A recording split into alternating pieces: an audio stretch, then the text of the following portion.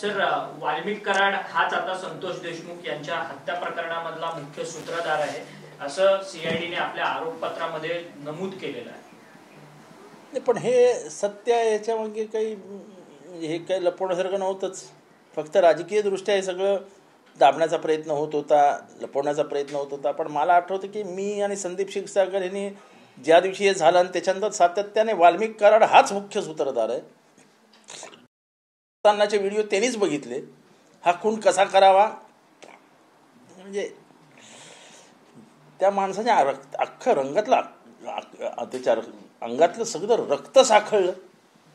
3 हाडं सोडून बाकीचे सगळं हाडी मोडली गेली. अरे काय म्हणजे काय, इतका क्रूर कर्म दुसरा कोणी असू शकतो याच्यावरती माझा तरी विश्वास नाही. पण सर, सातत्यानं धनंजय मुंडे जे सध्याचे अन्न व नागरी पुरवठा मंत्री आहेत, त्यांनी सातत्यानं विधानं केलेली होती की वाल्मिक कराड हा माझा अत्यंत जवळचा साथीदार आहे. असं आहे की त्यांनी सातत्याने वाल्मिक कराडच्या मागे उभं राहण्याचं काम केलं. वाल्मिक कराडला अटक झाल्यानंतर त्यांच्या ऑफिसमध्ये जाऊन जनता दरबार सारखं काहीतरी भरवलं.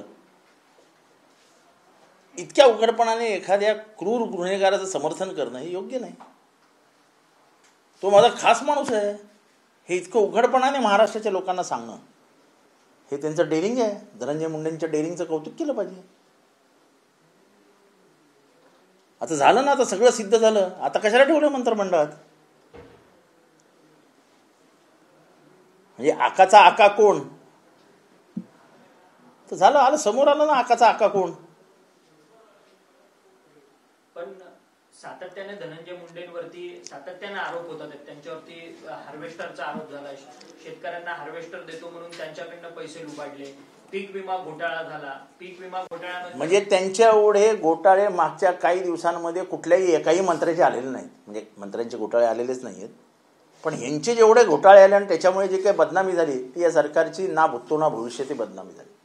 माझं स्पष्ट मत आहे, मी आज स्पष्ट मत अधिवेशनाच्या पूर्वसंध्येला सांगतोय की एकीकडे देवेंद्र फडणवीस हे प्रधानमंत्र्यांच्या शर्यतीत आहेत असं दिसतं आहे आणि आमच्या त्यांना शुभेच्छाही असते. जर पंतप्रधान मराठी माणूस होणार असेल तर मी तर खुलेआम शुभेच्छा देईन. असं बॅगेज घेऊन ते आयुष्यभर राजकारण करणार आहेत का? हा बॅगेज आहे, हे ओझं आहे. कशासाठी का? आणि त्यांनी केलं नसतं काय नसतं तर ठीक होतं. आता तर झालं ना, सिद्धच झालं.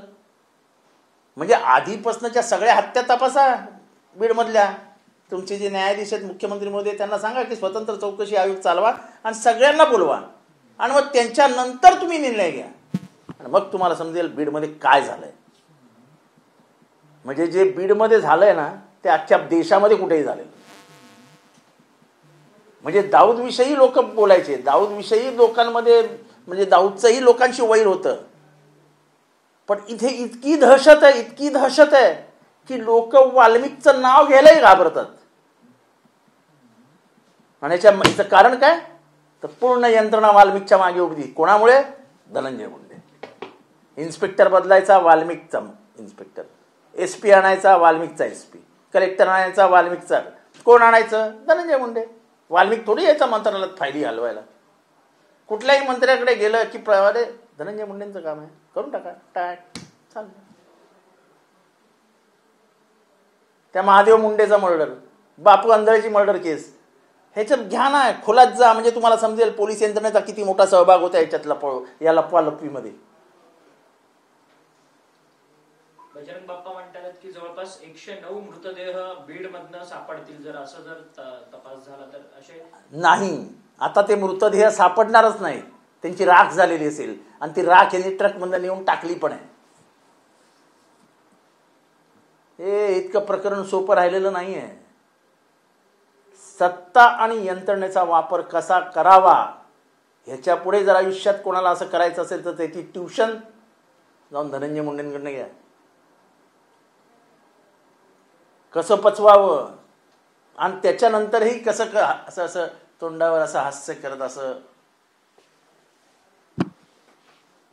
पण सर, सातत्यानेच धनंजय मुंडेंना पाठीशी घालण्याचं काम हे सरकार करत आहे. उपमुख्यमंत्री म्हणतात की धनंजय मुंडे दोषी असतील तर त्यांचा राजीनामा जरूर घेतला जाईल. देवेंद्र फडणवीस सुद्धा आता मुख्य आरोपी सूत्रधार कोण म्हणतं? आम्ही म्हणतो का? आम्ही म्हणत होतो तोपर्यंत ठीक होतं. आता स्वतः CID म्हणते आणि स्वतः धनंजय मुंडे म्हणतात की वाल्मिक कराड माझा एकदम खास माणूस, माझा जिवलग माणसाची हिंमत का होते सगळं करण्याचे? का माझा बाप बसला ना मंत्रालयात, सूत्र फिरवेल.